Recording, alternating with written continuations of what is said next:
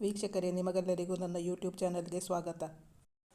ಸಮನ್ವಿ ಸಮರ್ಥ ಭಾವನಾತ್ಮಕ ಪ್ರೇಮ ಕಥೆ ಭಾಗ 41. ಸಮನ್ವಿ ಅಂದು ತುಂಬ ಟೆನ್ಷನ್ನಲ್ಲಿದ್ದಳು.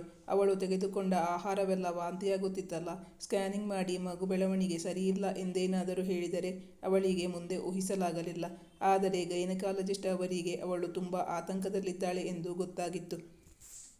ವೈದ್ಯರ ಬಳಿ ಹೋಗುವಾಗ ಸಮರ್ಥ್ ಕೂಡ ಅವಳ ಜೊತೆ ಹೋಗಿದ್ದ. ಅವಳ ಹೊಟ್ಟೆಗೆ ಜೆಲ್ ಹಾಕಿ ಸ್ಕ್ಯಾನಿಂಗ್ ಮಾಡಿ ನೋಡಿದ್ದರು. ಅವಳಂದುಕೊಂಡಂತಹ ಯಾವ ಪ್ರಾಬ್ಲಮ್ ಕೂಡ ಇರಲಿಲ್ಲ. ಮಗು ಆರೋಗ್ಯವಾಗಿ ಬೆಳೆಯುತ್ತಿತ್ತು.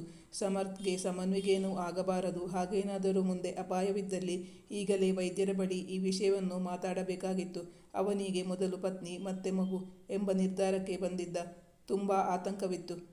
ಅವಳ ಮುಂದೆ ವೈದ್ಯರ ಬಳಿ ಮಾತಾಡುವಂತಿರಲಿಲ್ಲ. ಆದ್ದರಿಂದ ಅವನು ಅವಳನ್ನು ಹೊರಗೆ ಕಳಿಸಿ ಡಾಕ್ಟರ್ ಬಳಿ 2 ನಿಮಿಷ ಮಾತಾಡಿ ಬರುವುದಾಗಿ ತಿಳಿಸಿದ.